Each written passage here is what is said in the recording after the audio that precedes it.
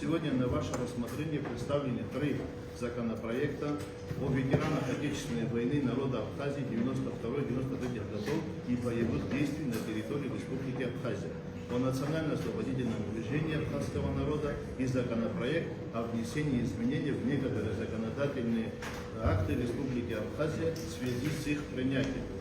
Как и говорилось до этого, законопроект был разработан рабочей группой парламента 6-го созыва совместно с работниками Управления правового обеспечения Кабинета министров и был принят в первом чтении 24 февраля 2022 года 6-м созывом.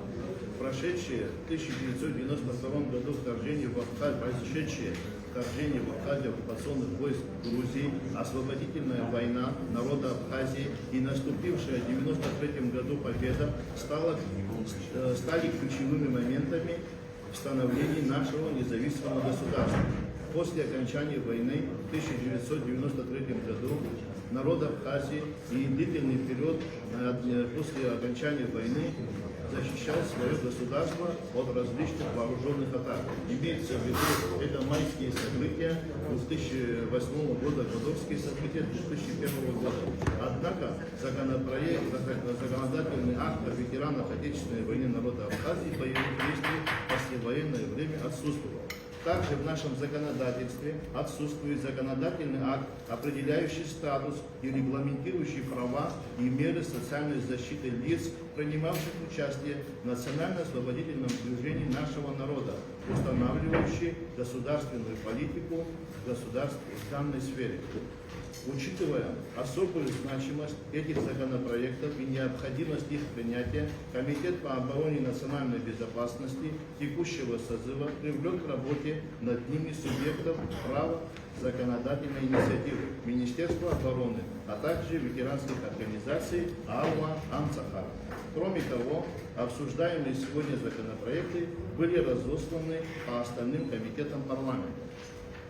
Комитет по обороне и национальной безопасности провел 5 заседаний, из них 2 расширенных по вопросу подготовки законопроектов ко второму чтению.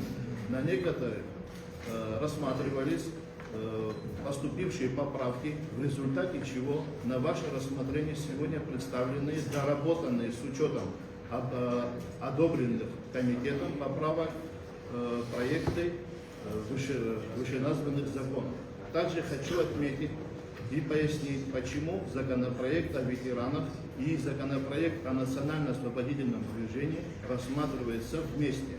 Это объясняется наименованием третьего рассматриваемого сегодня законопроекта о внесении изменений в некоторые законодательные акты Республики Абхазия в связи с принятием закона Республики Абхазия о ветеранах Отечественной войны народа Абхазии 92-93 годов и боевых действий на территории Республики Абхазия и закона Республики Абхазия о национально-освободительном движении абхазского народа.